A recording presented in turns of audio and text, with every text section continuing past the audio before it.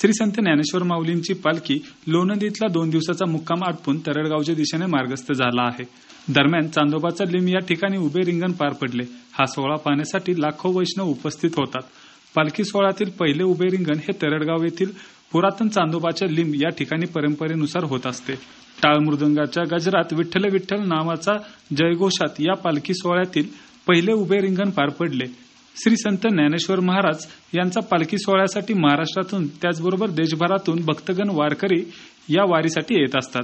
पालखी सोहळा तरडगाव येथे मुक्कामीसाठी जाणारा असून दर्शनासाठी लाखो भाविकांनी मोठी गर्दी केल्याचं पाहायला मिळत आहे। चला तर मग जाणून घेऊया या उभ्या रिंगणाबद्दलची अधिकची माहिती।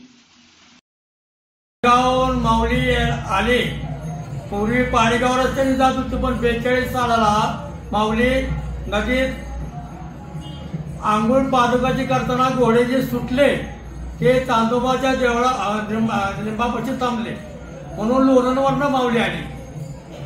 पहिली पाणीगाव रस्त्याने जात होती व आल्यानंतर 42चा माझा जन्म आणि मी 71 पासून या देवाची सेवा करायला लागलो। 71 पासून आमचं देवळ लिंब रस्त्या रुंदीमुळं आत होतं, पण पूर्वी महाराजांनी जागा ठेवलेली होती इथं रिंगणा करता, ते शेतनाने ताब्यात घेतलं।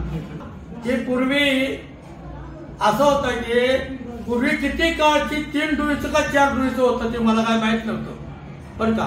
परंतु एका माणसाने कुठं वाट आणली लोणंदवरनं ते कुठे येतं, म्हणून इथं ते त्याचं दड वळून पाडल्यानंतर तिथं लिंब उगवला, तो लिंब वाटला आणि आम्ही मग दुसरा लिंब लावला।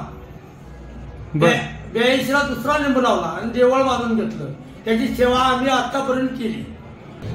संत शिरोमणी ज्ञानेश्वर माऊलींचं सातारा जिल्ह्यामध्ये अतिशय उत्साहाच्या वातावरणामध्ये स्वागत झालं आणि लोणंद नगरीमध्ये 2 दिवसाच्या विसाव्यानंतर आज या ठिकाणी माऊलींच्या रथाचं चांदोबाच्या लिंब या ठिकाणी आगमन होत आहे।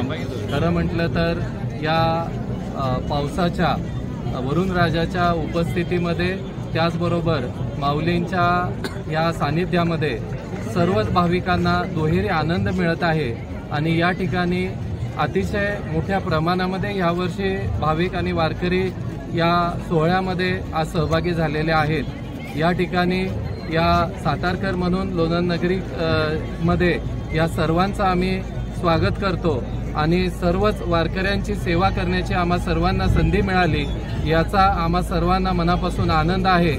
आणि या वेळेला विठुरायाला हीच प्रार्थना असेल की चांगला पाऊस पडू देत, बळीराजा सुखी होऊ देत, रयतेला सुखी कर, हीच आमची विठ्ठलाच्या चरणी प्रार्थना आहे। धन्यवाद। न्यूज 18 लोकलसाठी शुभम बोडके, सातारा।